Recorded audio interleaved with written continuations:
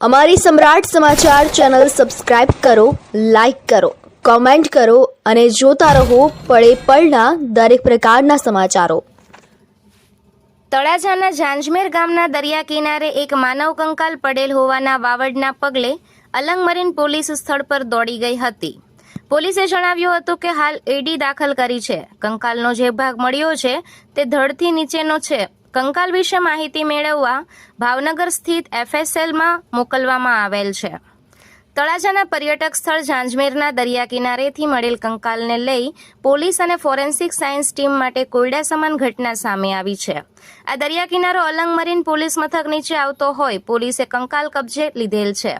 સત્તાવાર સાધનોએ જણાવ્યું હતું કે હાલ એડી દાખલ કરવામાં આવી છે। કંકાલને લઈ પ્રાથમિક અનુમાન મુજબ પુરુષનો હોઈ શકે છે। જે ભાગ મળેલ છે તે ધડથી નીચેનો ભાગ છે, તો ઉપરનો ભાગ ક્યાં છે તેવો સવાલ છે। માનવ શરીરના 2 ટુકડા કરવામાં આવ્યા હશે કે કેમ, એ ઉપરાંત અહીં આ કંકાલ કઈ રીતે આવ્યો છે તે પણ એક તપાસનો વિષય છે। કંકાલ કોનો છે, ક્યારે મૃત્યુ થયું હશે, કેવી રીતે થયેલ હશે તેવા પણ અનેક સવાલો છે। આ કંકાલ વિશે ભાવનગર FSL ખાતે જ પરીક્ષણ થશે કે જૂનાગઢ કે અન્ય સ્થળે મોકલવામાં આવશે કે કેમ તેવા સવાલો પણ ઉદ્ભવે છે। કંકાલને લઈ તળાજા પંથકમાં ચકચાર મચી છે।